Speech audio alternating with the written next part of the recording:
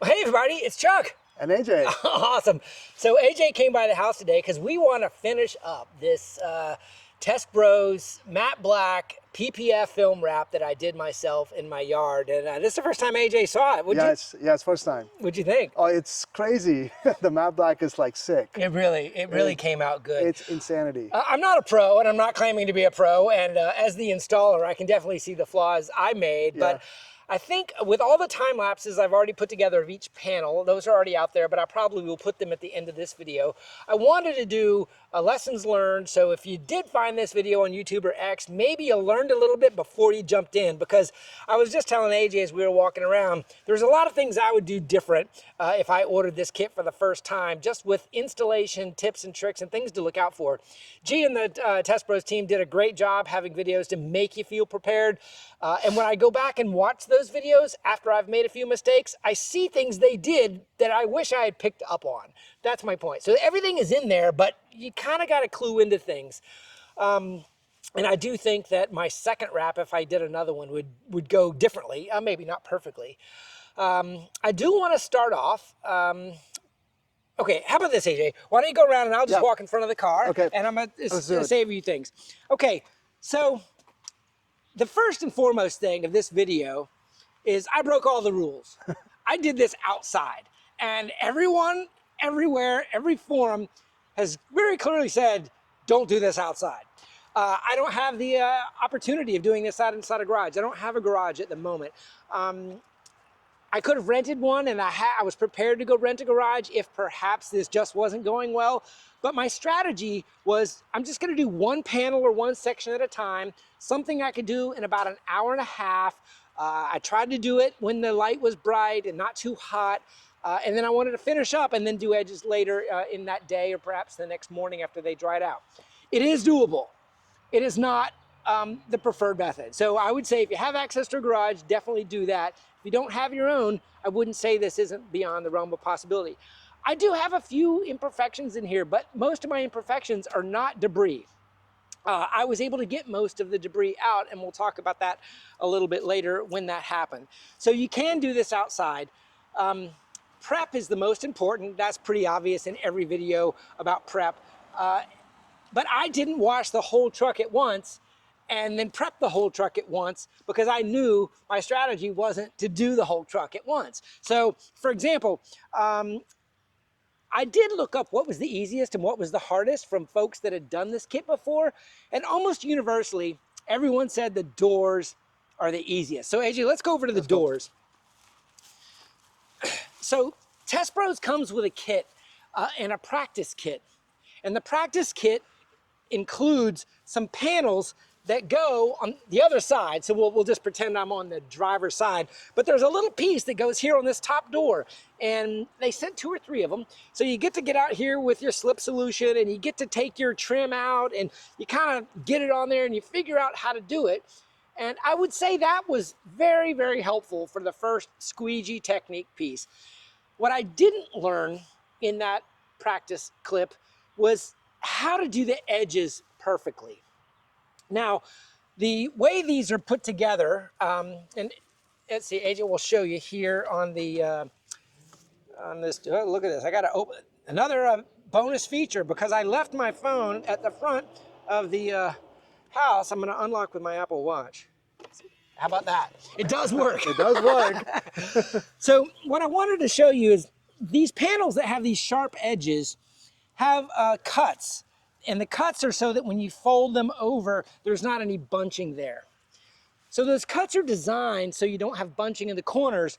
But when you're doing the practice kit and every other panel, they are also the most important alignment points. When you get this huge panel on here, you know you've got to get this edge right, but you've got an alignment point here, an alignment point here, an alignment point down here that you get everything lined up on, and then you start to squeegee this whole piece.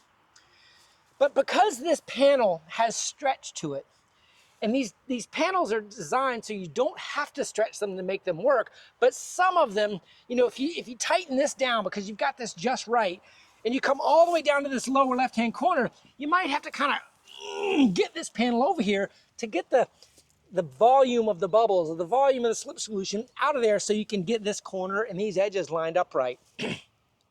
All right, so the corners here, once they're aligned, does not mean the edges are aligned.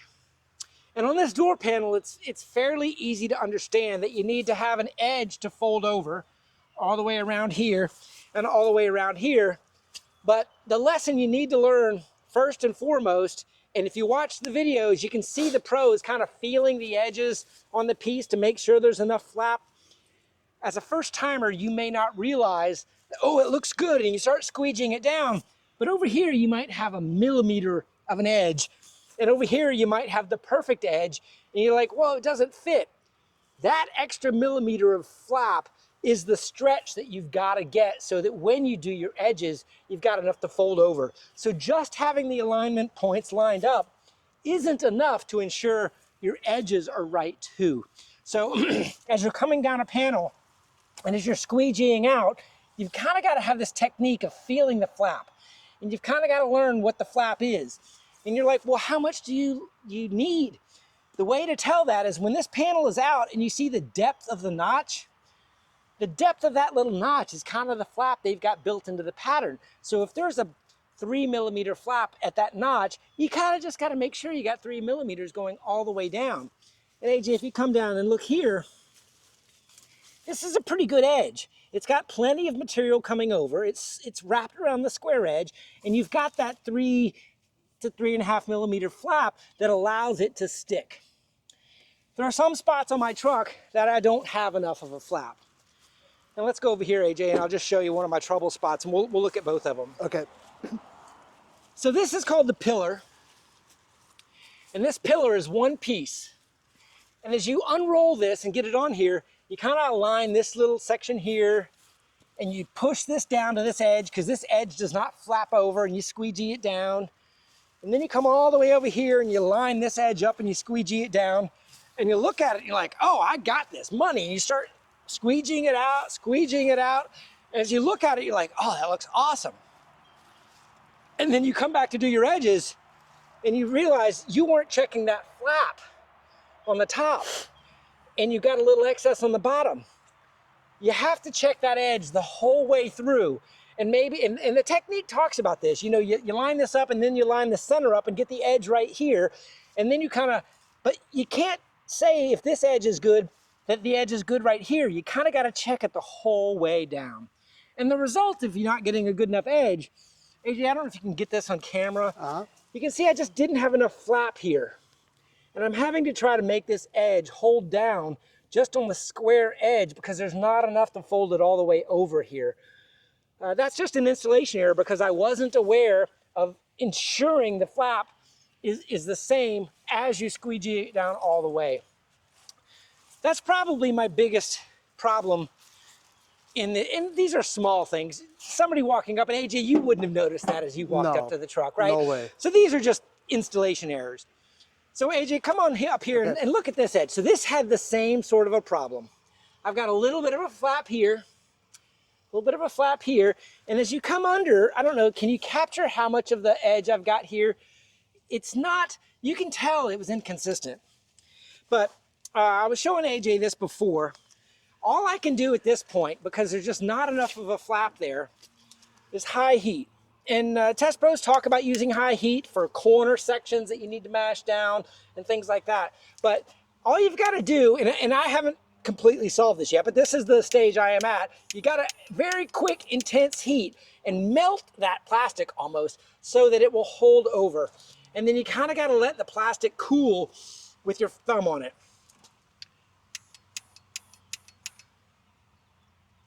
Just like that. And I can feel the heat on my thumb, but when you're using this torch, this is a Cybertruck that's got a lot of plastic. Watch where your flame is going. This is hundreds of degrees Celsius at the tip of this flame. So rubber seals and things like that are all vulnerable to this heat. Watch where you're throwing the heat. So you can see I worked on that edge right there. It may or may not stick. I'm not going to spend the amount of time I would, you know, with my glasses on and everything to get it. But I just want to show another edge area that just can have a few problems. So as I put the hood down, another section here. So this is another big piece with a lot of important edges to wrap around. This edge under here is pretty easy to get to, especially when the frunk is open. But come down here. This edge goes underneath and above the light. It's hard to get at, and G sent some special tools to do it. But when you get this, and this is where you'd have to be careful with heat, right? You don't want to come out here with a torch and torch this plastic lens of your headlight, right? I don't know what that plastic would do with this high heat.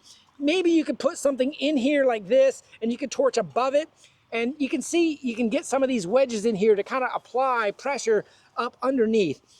These are tough edges to work on to get right. And there's some tips and tricks that they put on the videos to do this, but see how this doesn't even fit in there? It's just the way the car is put together. There's plenty of a gap right here, but like right here, it's like a tight fit. Yeah. Okay, so edges are hard. They're harder if you don't leave yourself enough material to do the folding required. And I would just say, in the installation phase, be aware of the amount of edge you're leaving the entire time, because the only time to fix that is before you let it dry. This PPF is on. I'm not getting it off now. You know, it's been in the baking sun. It's had time to cure. In the pulling it off phase, I would ultimately end up stretching it probably to where when I put it back, it would have fingers and things. I'm not a pro and have never tried that. There may be a pro out there that says, oh, I could pull that off, and you may be right. I'm not comfortable pulling this off without damaging the panel, ripping it or tearing it or something like that now. Yeah. So if I had to pull this PPF off, and if I redo that pillar, I intend on damaging the PPF, getting it off. I'm not going to try to take it off for reuse. That was pretty important. As you come around this side, I want to talk these edges here on this pillar. Some pros, not TESBROS, the TESBROS say to leave this pillar on. There are some folks that recommend taking this off, and I think the pros do that before applying it. It might be easier to do that if you know how to take this off. There is a post bolt down here, and there's some other snaps and fasteners up here. I did not take it off. I followed their instructions. If I were to do this all over again, I might research how easy it is to take this off and then determine if I want to go there or not. But the kit that they provide does not require you to pull this off. The mirrors, it's the first time I had ever taken my mirrors off. There's 3 big bolts, and AJ, if you can come down close here, I'll just kind of give you a quick show. Yep. So there's this little plastic piece here, and those of you that done mirror deletes know this already. There's just these little kind of rubber grommets in here. But look, there they are. 1, 2, 3 bolts. They provide you a Torx wrench to pull those off. Those are very serious bolts, and they come off pretty easily, but they're in there tight. And then once you take those off, there's a little flap down here, AJ. Can you get to this? Let's find out. Right down here. I'm pointing at it. Let's go like that. Okay. Maybe. So this little flap has got an access door on the top that might take a tool to do, but let me see. I can do it with my fingernails.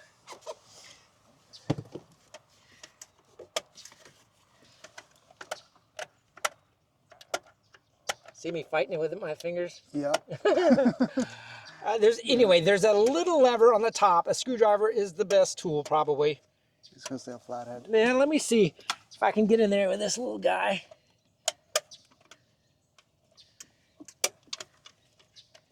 Okay, I got it out. So this little panel comes out, and this clip right here has to be undone to get your mirror out. And the way this clip works is it's one of these things that's got a little locking mechanism. So this little guy comes up. There, see that little red clip come up? And then when the red clip is up, this plug comes out.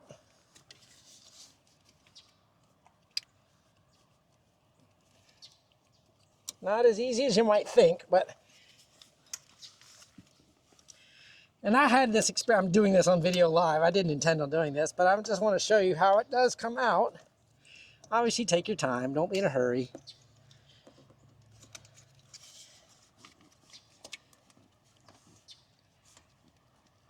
Well, shucks, Chuck. It's stuck. Well, it's in there. It's unlocked. It's just... Just take some more wiggling it out. Might need a tool. And of course, I don't have my glasses on, so I can't see anything. The important thing is that the red clip is up and that you pull it out. Well, all right, I'm not pulling this apart for this video because I don't want to have to put it back together without having to do a whole bunch of cutting. So I'm going to go ahead and push that clamp back down. But when you take these 3 bolts off and you take that wire out, the entire, let's go back outside, mirror, and I'll just put this back together so you can see how this goes underneath. Those blue, that's really nice that they marked them like with the blue Those washer. blue are actually washers for vibration. Oh, okay. But yeah. I was like, it's so easy to spot them. But when those bolts are out and the door is open, you just lift this up and it comes straight out with that clip off. So pretty easy to take those off. This trim comes off here. This is very easy to do. And then when you take it off, is there something you can put on top, like to close the thing? No, you just leave it open while you're working on it. Okay. So when you roll your window down, see, that's the way the door is, and then you roll your window down with the button, and it goes there. If you press the button down one more time, it goes all the way down. That might not have been intuitively obvious. And then to take this trim off, you just pull this back here and here, and this whole trim piece comes off, and you can see this edge here is underneath, and so there's a little bit of tolerance because this trim will cover that back up. So these window trim pieces are easy to take off. You can take them off once or twice, but the lesson I'm telling you here is pushing the window down. You have one more button to push down to get it all the way down that might not have been obvious when you're taking those apart. That was kind of something I learned along the way. Okay, let's go around to the other side. Actually, before we leave, when you take these fender flares off, all you got to do is pop them off underneath each side. There's snaps, there's no bolts. See, this just comes off. Now, on these front ones, remember, guess what you got here? You got a camera wire. This camera wire snaps out too. So and the instructions talk about it. You just pop this off, leave that hanging. You can tape it up if you don't want it to get any water intrusion. And see, look, things get in here that you would never imagine. But there's a camera in there. After I put all of mine back together and plugged my cameras in, my cameras weren't showing. And I went back out and said, oh, I screwed it up, and I replugged them back in. I don't know if I rushed it and the computer just needed some time to find the cameras again. I ended up, out of curiosity, going and doing a driver assistance reset like I have another video on to reset the entire dash, and then the cameras came back on. So either the cameras just needed a little bit more time or that dash reset brought them back quicker. But I want you to know that when you hook your cameras back up, don't panic. If they don't come in and think you broke something, obviously be careful, make sure your plugs are in there. And I went back and rechecked all my connections. That's awesome. But the cameras are the central part of our driver assistance system, right? Yeah. So, and to put this back on, you just kind of align it and snap it in place. No Chuck's UPL without the cameras. That's right, you gotta have those cameras. All right, let's come over here. This one is the same. Okay, let's talk about this back one here. And we're not gonna talk about the fender flare so much. And I'm gonna show you how I take it off again. Be gentle but firm. That's kind of what I would say. You could break something here, but when you take them off, make sure all these little clips are still here. See these? I see my hands are getting dirty. These clips are all important. There's a chance that one of these clips could still be in there. This is a good example. See this little guy right here? He's popped out. Now that's just because of me taking him out, but you see, I get to show you how to put one of these back in. These just kind of, and you look at an example, these just slide back in. Well, make sure I got it in there. Might be a little bit of deformation there. I get to show you. Yeah, looks like a little bit. And this little guy, we'll go back. So this little bit of deformation is definitely from me putting it on and off a little bit. And looking at this, I'm missing one. This one is missing. I might have to go look for that somewhere. I haven't seen it anywhere. Did it pop off? Right Here. now? I don't know. I don't think so. Is it up here? Oh, look, there it is. Oh, okay. It didn't come out. You can't just put this back on with that out. I don't know. You think? Take it Let out? me see Yeah. if I can pull this out. Let me get a little tool here. Yeah, you need to get something. This is uncut. This is Chuck Cook Raw. That's right. Unfiltered. Okay. Trim tool. Let's see if this will pop it out. If not, I've got a puller. I'm going to go.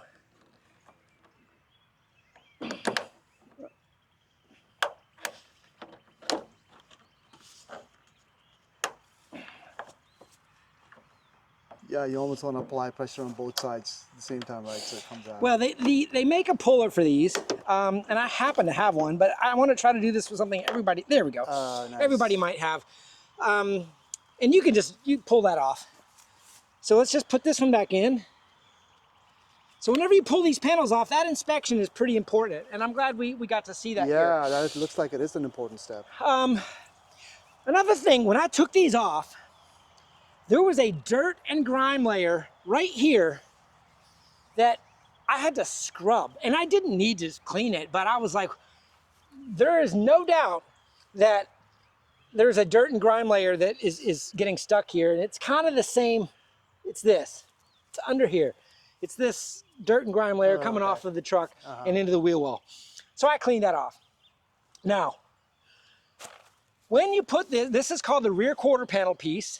In G's kit, in TESBROS kit, and it's like two big triangles. There's like there's a polygon here, and a long big polygon here, and a nice long straight edge. This was what I was most worried about, even though this wasn't theoretically the hardest piece, because it was the biggest piece for me to put on outside and to try to get in place before I had a leaf fall and get underneath it. So that's why I was most worried about it. It ended up not being that hard because I did this later in the installation and I'd learned more about the edges and things like that. But what I didn't learn is about this gap here. And if you see this gap here, and I'm just gonna hold this fender in place without snapping it back in, I missed it by 1 millimeter. So this gap is too big. This gap is not too big.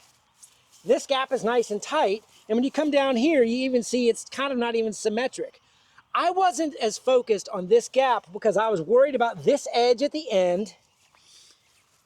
It's right behind you. And I was worried about this edge here, and I was just letting the panel sort of give me that gap. In hindsight, I needed to stretch this to fill that gap more and maybe steal a little bit of this edge, which I was nervous about from my other edges. And in hindsight, I've got a little bit of a 1 millimeter gap here. Now, if I were to do this all over again, and I told AJ this, before you take this panel off, after you've prepped your truck, I don't know what method I would use. I said a Sharpie, but maybe I wouldn't use a Sharpie. I would put a line around where this fender is with something, maybe a lead pencil, something very thin that wouldn't show. Because I didn't have any guide to know how tight I needed to make that corner before this. So as a result, when I put this back on, and I'll show you how I put it back on, just line it all up and just snap those pegs in place that we were just looking at. And AJ, show them that gap down there. Yep. That's what my result is. Well, you actually fixed it a little bit right See, now. every time you move it, it moves a little bit. But if you see... It can be visible. Now, did you see that when you walked up to my truck? No, I did not. No. So that's another one of the user installation errors. But it was because I didn't know how much gap needed to be there. So tracing wise, you're saying like leave it on, and then let's say trace it with like something. So imagine this panel isn't on here. Yep. You've prepped, you've washed your truck, you've clay barred your truck, you've got it clean, and you're ready to put on your panel. Maybe put this back on, because you probably have pulled this off for your prep. Maybe put this back on, and I'd say maybe a lead pencil or something very subtle to outline this panel so that when you install it, you've got something to know I need to cover up that line. 100%. Very awesome tip. That wasn't in the instructions, but in hindsight, the only way to... Now, on my second install, I wouldn't need that because in my head, I now know the tolerance here. But when I was installing it, in my head, I was like, oh, the trim will cover that up. It didn't quite cover it up. So learned a little bit of a lesson there. I do want to show something I did that a lot of people might not realize. And I want to show about the embossing here.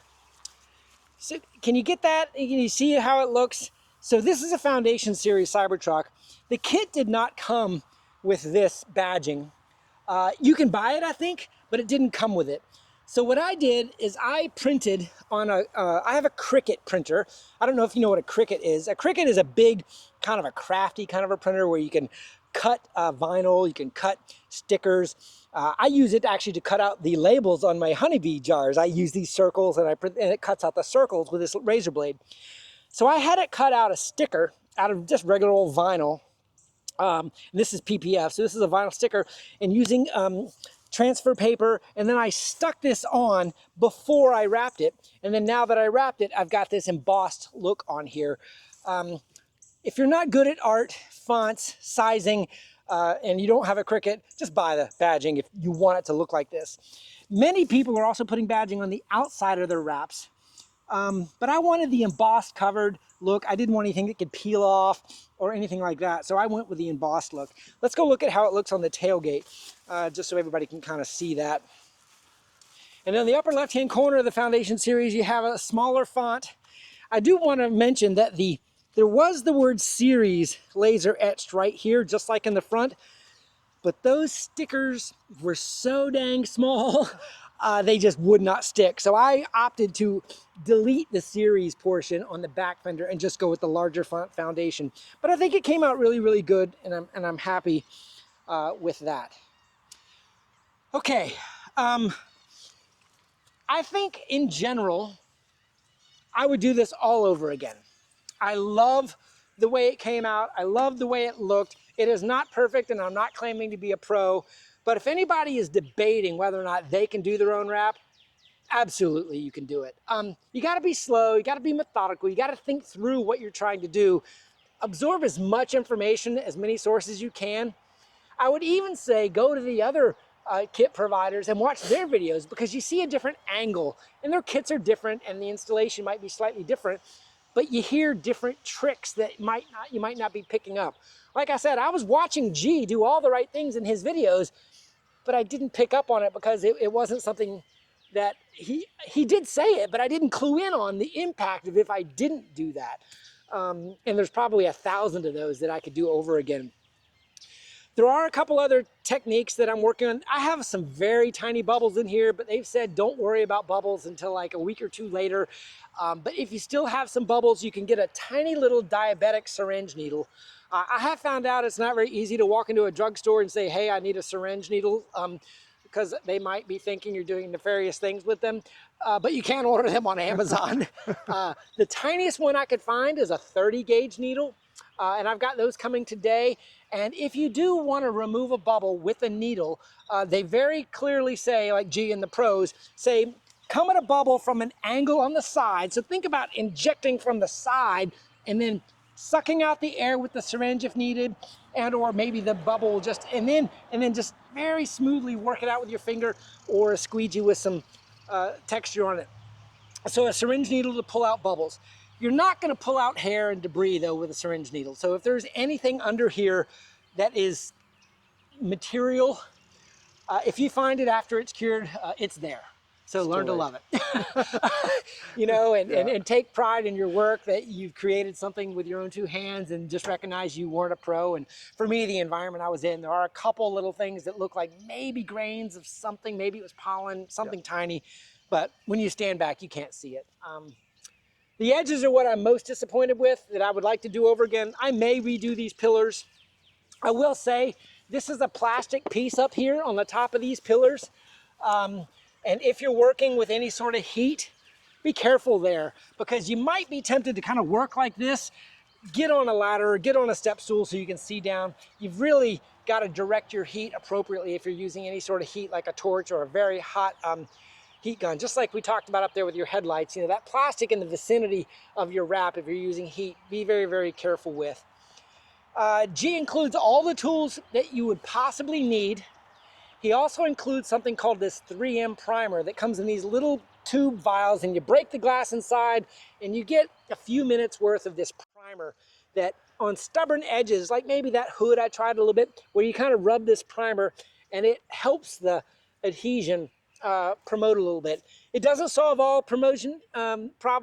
adhesion problems. It is not a glue, so you're not adding any adhesive. You're just kind of giving a better surface for the plastic to be tacky on.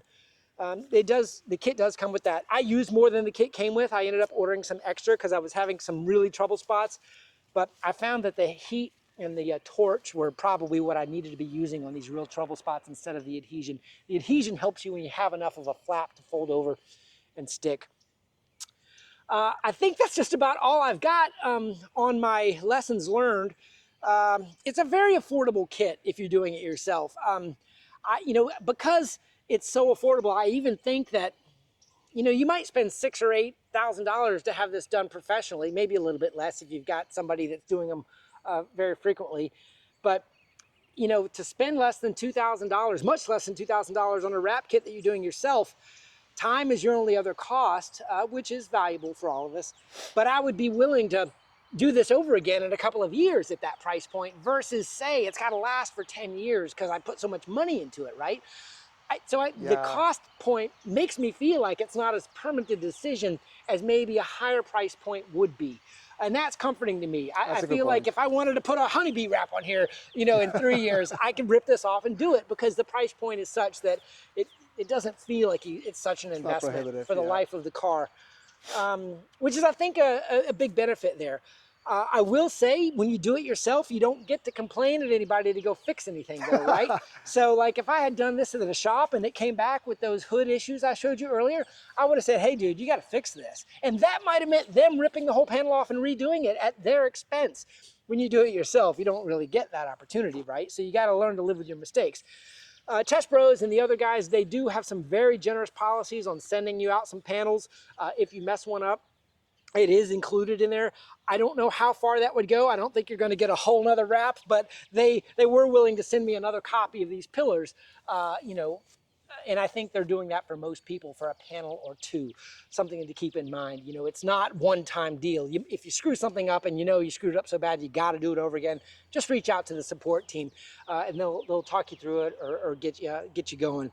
And they're very, very generous in that. I think they built that into their model a little bit to understand they would rather have you as a customer for your second wrap, and being generous on making sure that they're getting you where you want to be. AJ, did you have anything you wanted me to add here? Do we want to wrap it up? No, I think you covered everything. I just want to do like a full 360 of the truck. Okay. All right, guys, enjoy the video. After this intro, I'm going to do all of the time lapses again that I've already published. If you want to see any details, I filmed these time lapses at 1 frame a second on most of them, so you could stop it and look at it. It was just too much video to do at a higher frame rate. So one frame a second, you should be able to see most of how I did. I just thought of something, AJ. Yes, go for it. The magnets. Yes. Yeah, you might cover those. Shucks, I'm sorry. I wish I'd have put this before, but we'll do another outtake. Okay. So when you're doing these larger panels, let's talk about this rear quarter panel. The kit comes with 2 magnets that got these rubber coatings and little handles on them. I even got a couple extra magnets because I did this all by myself. I didn't have a second helper, which would be beneficial in the stage of soaking and applying a panel. There's really not much for 2 people to do on the car other than putting the panels on, unless you're working on installation together and somebody's installing a panel over there. But the unwrapping of a panel is kind of gangly for one person, especially something this big. The magnets are your friend, I think, in these situations. So what I would do, like on this panel, and this panel rolled out this way, I got the edge here, and then I stuck a magnet here and a magnet here. And imagine me with this big roll, like a big Christmas wrapping paper roll, and now I'm rolling it out, spraying squeegee, rolling it out, spraying, rolling it out, spraying. Those magnets up here really helped on holding it in place as a one-man show and getting enough of the soap solution in there so it didn't overstick. And then once I kind of got to here, I put a magnet right here and continued to roll. That worked really good, so use magnets. But something I learned on like the doors, the rolls came to roll out sideways. But as a one-man show, what I realized is gravity is my friend if I rolled them a different direction. So what I did is I unrolled the wraps and then I rolled them up from the bottom. I did this inside and I rolled it up to here. So now my Christmas roll kind of of wrap is this way. And I got this in place. I put a magnet here and a magnet here. And now gravity is my friend, spraying and rolling down and then putting this panel in place. So maybe think through the direction you're rolling and unrolling, because if you can imagine a tall vertical roll, if you hold it like in your hand this way, you know how a wrap paper can slinky down and go all the way to the ground inside?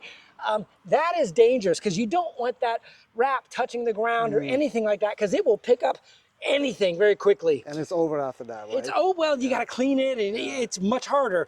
So holding, the best technique I found for rolling sideways is to hold it here and stick my finger in the bottom and unroll it. But then I got to let go and then squeegee. So you really needed one extra hand. So the vertical rolling, and G very clearly says, don't let the bottom drop in all of his videos. So that's where I shifted to the re-rolling it and coming down. Now, could that have worked here? I think it could have, but you imagine rolling this up. You got a triangle here, no material here, and a triangle here. You'd had to kind of roll, and now it's one big long roll up here. It's kind of a big piece to do that with. Something to think through. Yeah, it's a giant piece. Okay, I didn't mean to add that at the end, but that was an important technique there. So enjoy the time-lapse videos. AJ, thanks for coming out and filming me doing this. You got it. And why don't you take a quick wrap around the truck and enjoy it. Leave some comments below and let me know if you've done this before. Have a great day, everybody.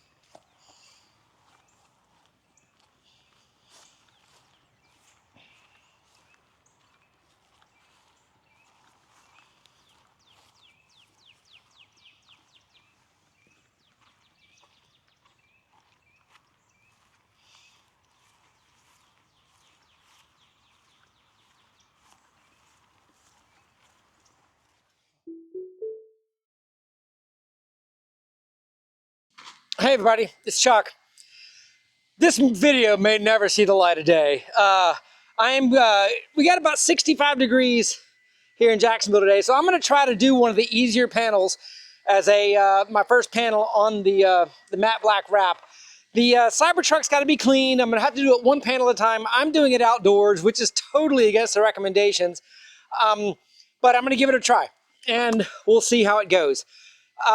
I'm probably not going to talk a lot during this video, or if I do, I'm going to skip right forward it because I imagine this is going to be a long one. And if you need to see something I'm doing, maybe slow it down or something. Maybe I'll do a summary at the end, depending on how much I've been cussing and swearing, and we'll see how that goes. In any case, sit back, relax, enjoy the ride.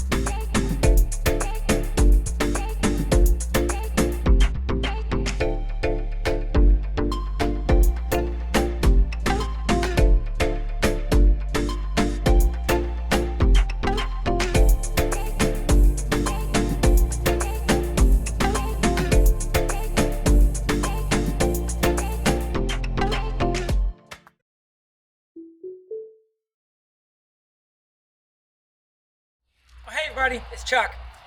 Day 2 on the Cybertruck. I'm gonna do the front doors today. Trying a different strategy outdoors by wetting down the driveway. I took out my blower and blew everything around. There's a little bit of a breeze today. This could be a problem.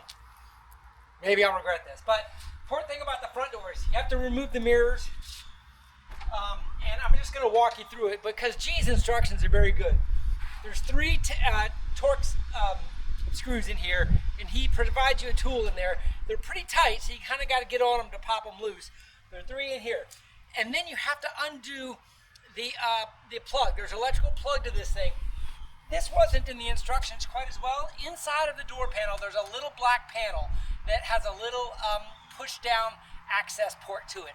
That's where the plug is. You'd find it if you looked long enough, but that's where the port is, just so everyone knows. So you unplug the light, you undo the screws, and then you lift it off, and what it looks like. So you've got the plug here, and just as a demonstration, it was in here like that, and you just lift it up vertically after you've unplugged it, and the mirror comes off. Once the mirror is off, now we're just down to cleaning the truck. So today, instead of the fast forward I did, I'm probably still going to fast forward this. I'm going to do a time lapse with a picture every second. In any case, that's all the talking I'm going to do. The rest of it's just going to be you watching for the front doors today. Enjoy.